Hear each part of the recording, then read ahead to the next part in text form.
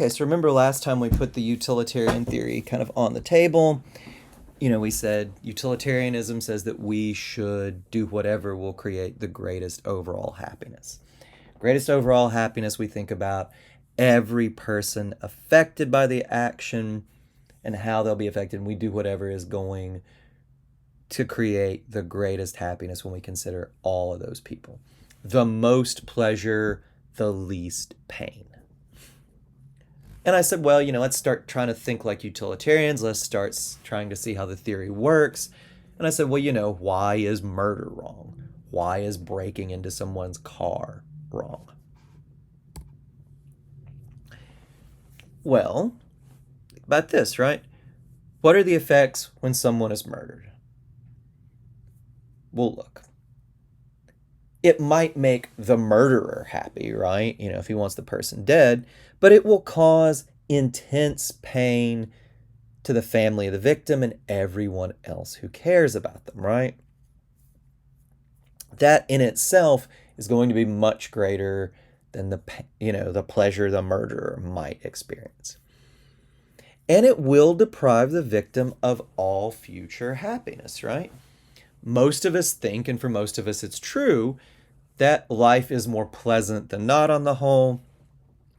When someone is killed, they will lose out on all future pleasure.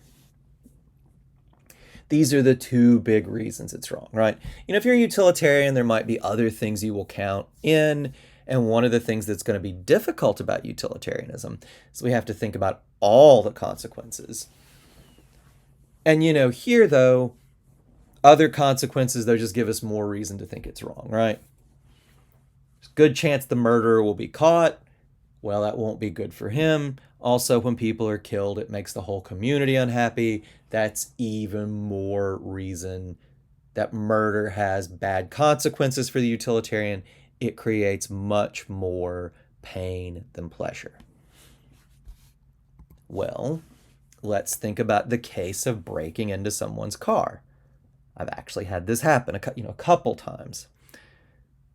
Not in this area, but I had it happen once in Knoxville. I had it happen once in Chicago. And both times it does cause pain to the owner of the car, right? It's pretty unpleasant, especially, when this happened to me in not Chicago, but in Knoxville. I come out and it's getting ready to rain. I had other stuff I needed to do that morning, but I needed to get my window fixed. I stand there looking frantically as the sky clouds up, hoping desperately it will not rain on me and into my car.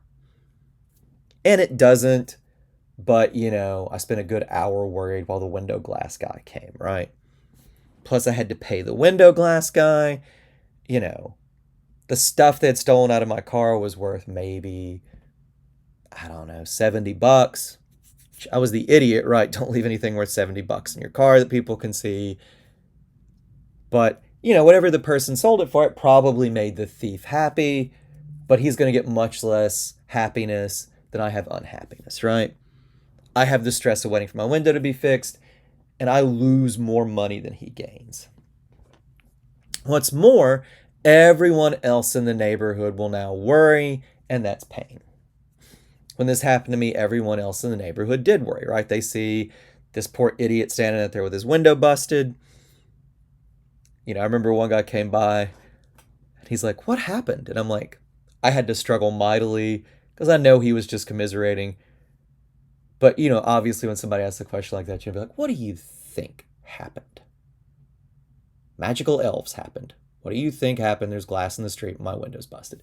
I know he was being friendly or trying to commiserate, but gosh, was it ever hard not to.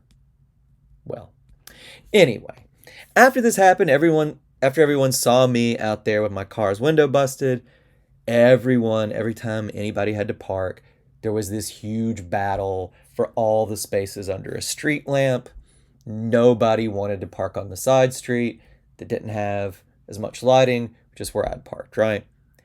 Now everybody's fighting for these spaces. Everybody's worried. That's also pain, right? But I want you guys to notice something.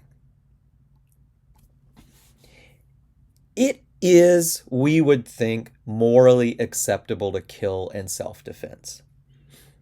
We can argue about what self-defense is, but if your life is clearly threatened, if someone is charging you with an axe and is going to hack you to bits, and you had a gun or some other means of killing them, and you had to kill them to save your life, we would all think that that's acceptable, right? Or pretty much everybody would, right? What would the utilitarian say about that? Why? What kind of explanation could they give for why killing in self-defense is morally acceptable? Or think about stealing to save your life, right? I don't know, people watch too many musicals and they'll talk about stealing a loaf of bread because you're starving. Whatever, that's not super realistic, at least, But, imagine another case, right? And this one is easier, at least for me to imagine happening. Imagine you're hiking in the woods and you get horribly lost. It's cold, you're hungry, you're not dressed for the weather that night, and you happen across a cabin. There's nobody there, but you know that you could break in, right? It's getting cold, it's going to get colder.